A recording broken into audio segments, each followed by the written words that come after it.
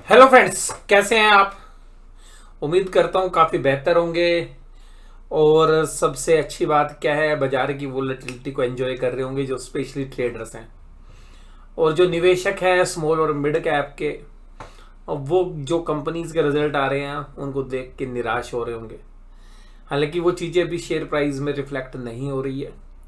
आज कुछ कंपनीज के रिजल्ट आए और स्पेशली एग्रो स्पेस के अंदर कुछ कंपनीज के रिजल्ट थे जहाँ पर हमारा वेस्टेड इंटरेस्ट था कुछ जगह पे, और कुछ जगह नहीं भी है, और कुछ जगह पर हम इमोशनली अटैच्ड हैं क्योंकि वो शेयर्स हमारे पास पहले काफ़ी बड़ी मात्रा में रहे हैं। तो देखिएगा, बाजार में जो आउटलुक है आज, चर्चा तो हम देखिएगा नॉर्मल तरीके से करेंगे निफ्टी बैंक निफ्टी की। हो सकता है कि वीडियो एक ना हो के दो आज आपके साथ शेयर की जाए। आज जो पहला रिजल्ट हमने देखा, मैं भी स्क्रीन पर अभी चर्चा नहीं कर रहा हूँ, मैंने रिजल्ट नहीं लगाया स्क्रीन पर, बट मैं आपको कंपनीज के नाम के साथ चर्चा करूँ। पहला जो रिजल्ट था वो था मेगमनी ऑर्गेनिक्स का। मेगमनी ऑर्गेनिक्स का बैक टू बैक दूसरे क्वार्टर के अंदर लॉस रिपोर्ट किया है। और इस बार जो लॉस रिपोर्ट किया वो एग्रो केमिकल स्पेस के अंदर किया है, जो कि उसके रिजल्ट के अंदर सब्सटेंशली पिगमेंट का जो नेगेटिव था उसको अब्जॉर्व कर लेती थी और फिर भी ठीक कर देती थी। तो यहाँ पर एग्रो स्पेस के अंदर बहुत ही घटिया रिजल्ट जो है हम कह सकते हैं कि मेगमनी ऑर्गेनिक्स के थे इस बार, क्योंकि वो पिगमेंट में तो थे ही नहीं अच्छे रिजल्ट, इस बार भी नहीं है, लेकिन एग्रो स्पेस में भी है। लेकिन देखिएगा, जब इस तरीके के रिजल्ट आते हैं तो कंपनी को बचाव तो करना होता है। तो कंपनी अपने जो एक्सपेंशन करने वाली है उनकी जो है दुहाई दे रही है कि भाई अगले 6 महीनों के दौरान वो चीज़ें आएंगी। लेकिन अब देखिएगा, एक रिस्क जो बन रहा है ना, स्पेशली जिन कंपनीज ने स्पेशलिटी केमिकल में एग्रोस्पेस में जबरदस्त एक्सपेंशन कर दिए हैं, उनके अंदर हमें एक रिस्क लग रहा है। और रिस्क क्या लग रहा है कि वो डिमांड पिकअप नहीं हो रही है। आपको लॉस इसलिए नहीं आ रहे हैं कि आपका रॉ मटेरियल की कॉस्ट बढ़ गई है या आपकी इन्फ्लेशनरी प्रेशर आ गया। आपको डैमेज इसलिए आ रहा है कि आपकी टॉप लाइन से डैमेज आ रहा है, मार्जिन भी जा रहा है। तो पहला जो रिजल्ट था हमने मेगमनी का देखा। हो सकता है अगर हमारे पास होगी तो हम डेटा के साथ भी आपके साथ अगर समय होगा तो एनालिसिस जो है करें, और चांसेस थोड़े से कम है। दूसरी कंपनी थी जिसके रिजल्ट आप जब हमने देखे, वो है स्पेशलिटी केमिकल में, वो श्रीराम फाइबर्स यानी कि एसआरएफ। उसके रिजल्ट भी निराशाजनक रहे। तीसरी कंपनी थी कोरोमंडल इंटरनेशनल, और उस कंपनी के रिजल्ट भी, क्योंकि एग्रो स्पेस में ये कंपनी अच्छा करती है, कोई खराब करे, बट कोरोमंडल इंटरनेशनल हमेशा बैक टू बैक जो है बढ़िया रिजल्ट देती है।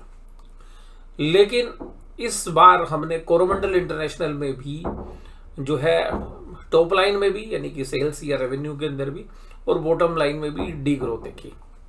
तो यहाँ पर भी एक जो है डैमेज वाली जो सिचुएशन है वो हमें नजर आई। इसके अलावा एक और स्पेशलिटी केमिकल कंपनीज के रिजल्ट थे, वो थे जुबलिएंट इंग्रेविया।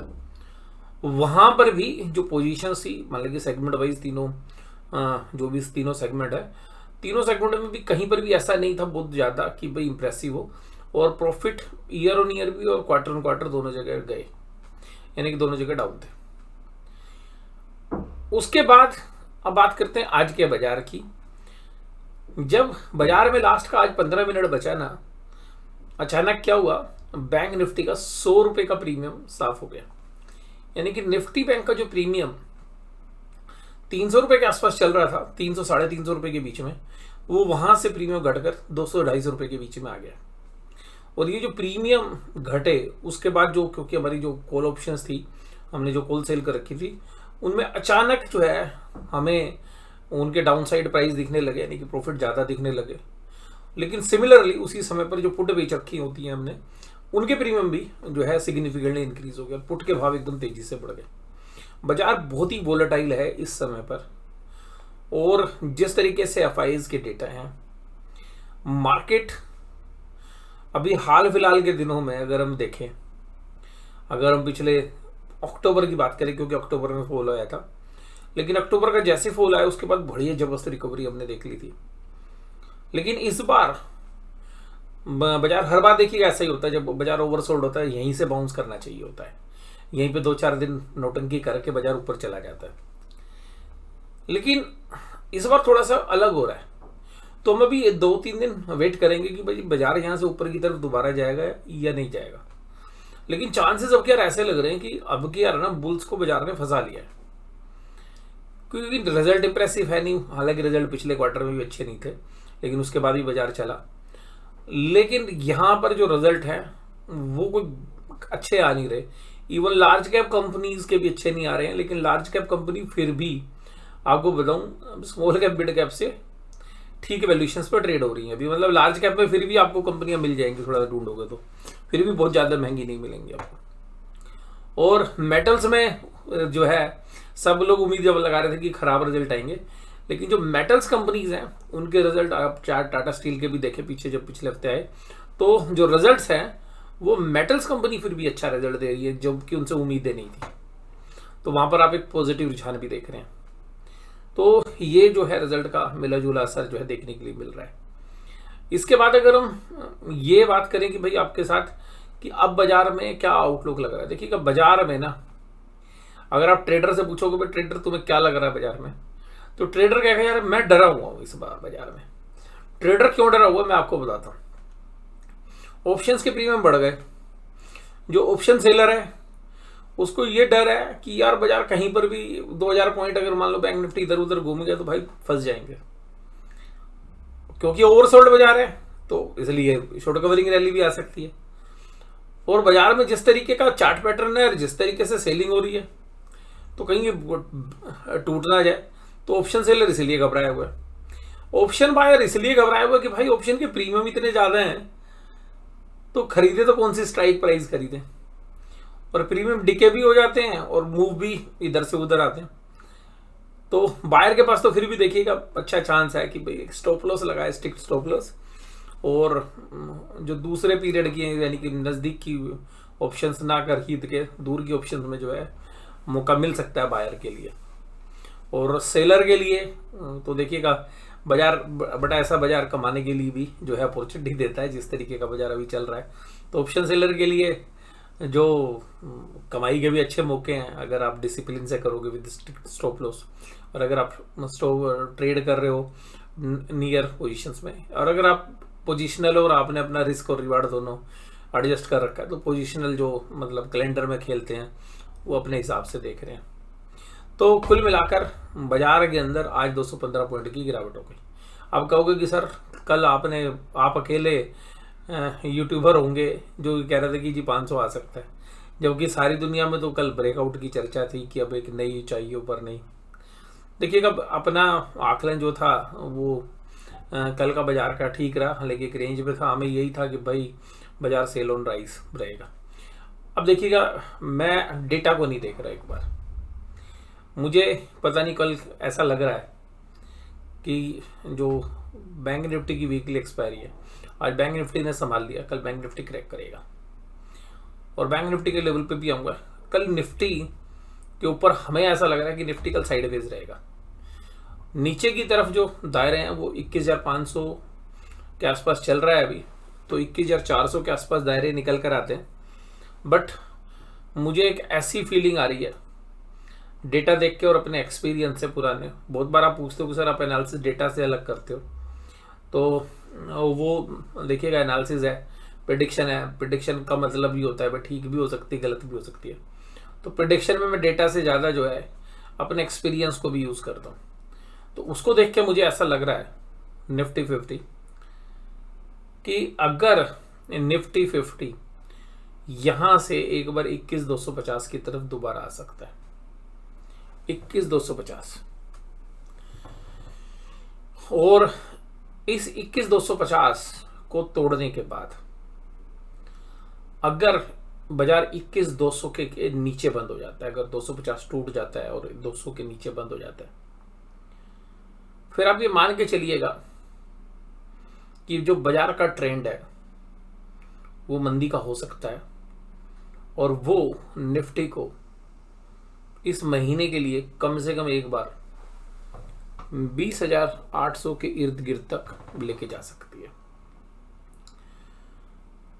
बाजार ऊपर से सेलिंग हुई है, बुल्स ने माल खरीद लिया है। मुझे इस बार ऐसा लग रहा है कि जो हर बार होता है कि जनरली ओवरसोल्ड मार्केट एक बार पुल बैक कर जाता है और उसके बाद वो तेजी पकड़ लेता है, लेकिन जो कल तेजी हुई उसके बाद आज मंदी हो गई।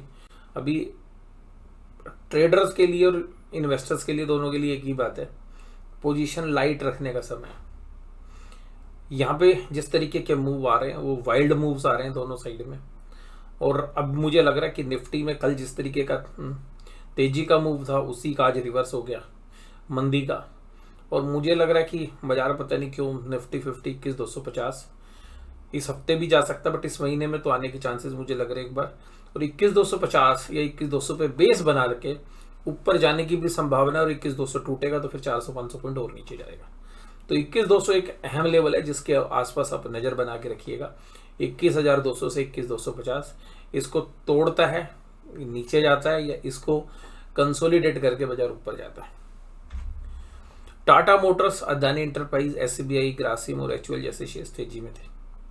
कमजोरी थी रिलायंस में, बजाज फाइनेंस में, टाइटन में, आईटीसी और एलएनटी जैसे शेयर्स में। अब रिलायंस ने कल की तेजी हालांकि काफी की थी, लेकिन उसमें से कुछ गवा दी। आज एडवांस डिक्लाइन में डिक्लाइन वाले जो शेयर्स हैं वो ज़्यादा थे, लेकिन अभी भी मोमेंटम जो है पॉजिटिव ही है। Tata Motors, Bharat petroleum, Eicher motor, Adani enterprise, Grasim और टेक महिंद्रा जैसे शेयर्स तेजी में थे। अब अगर कमजोरी की बात करें तो बजाज फाइनेंस 5% रिजल्ट कल आए और 5% टूट गया।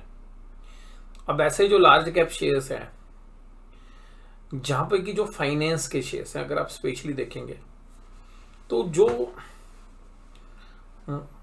इंस्टीट्यूशंस हैं वो फाइनेंस में, जो चीज मैं देख रहा हूं, मैं पिछले 2-3 महीने से आपसे बोल रहा हूं, पिछले रिजल्ट बोला था बैंकिंग में भी, वो शायद उसको नोटिस कर रहे हैं जो मैं देख रहा हूं, क्योंकि वो भी हमसे पहले तो वो देखते हैं।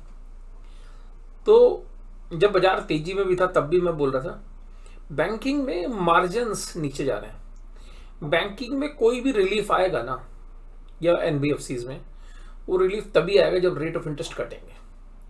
अगर रेट ऑफ इंटरेस्ट नहीं कटते हैं तो कॉस्ट ऑफ फंड्स जो है वो काफ़ी ज़्यादा है बैंक्स की भी और एनबीएफसीज की, तो नेट इंटरेस्ट मार्जिन इम्पैक्ट कर रहा है। लोन लेने वाले तो बहुत है, लोन ग्रोथ में दिक्कत नहीं है, लेकिन लोन महंगा लेने वाले लोगों की वजह से, महंगा लोन होने की वजह से तो ग्रोथ थोड़ी स्लो है, लेकिन फिर भी इस रेट पे भी लोन लेने वाले हैं, ऐसी कोई दिक्कत नहीं है। पर दिक्कत बैलेंस शीट्स में, फाइनेंशियल्स में और एनबीएफसीज के अंदर किधर है, लाइबिलिटी साइड है, कि अब डिपॉजिट्स नहीं मिल रहे हैं। अब डिपॉजिट नहीं मिलेगा तो लोन कहां से बांटोगे? अगर बोरोइंग्स आप करोगे, यूएस में रेट ऑफ इंटरेस्ट हाई है, तो तुम्हें यहां भी सस्ता नहीं मिलना और विदेशों से भी सस्ता कर्ज नहीं मिलना, तो वो दूसरा रिस्क है। फिर करेंसी को हेज करो, क्योंकि आप फॉरेन करेंसी में लेंगे, फॉरेन करेंसी में डॉलर में लेंगे, तो डॉलर एप्रिशिएट हो जाता है तो वो लोन की वैल्यू बढ़ जाती है, वो एक रिस्क है दूसरा। और इसके अलावा कैपिटल आप रेज करेंगे तो इक्विटी डाइल्यूशन का डर है, जैसा आईडीएफसी फर्स्ट बैंक है, प्रॉफिट तो बढ़ जाता है, ईपीएस बढ़ती नहीं है, और इस बार तो प्रॉफिट भी घट गया और ईपीएस भी जबरदस्त तरीके से घट गया। तो ये जो रीजंस हैं एनबीएफसीज और बैंकिंग को, तो वो एक सीरियस इशू है। तो मुझे लग रहा है कि बैंकिंग जो सेक्टर है वो अभी फेयरली वैल्यूड है।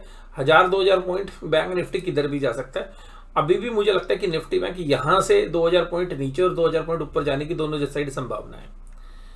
बट जिस तरीके से रेट ऑफ इंटरेस्ट यहीं बने रहेंगे तो बैंक निफ्टी जो है या फाइनेंशियल जो शेयर्स हैं वो सेल ऑन राइज है।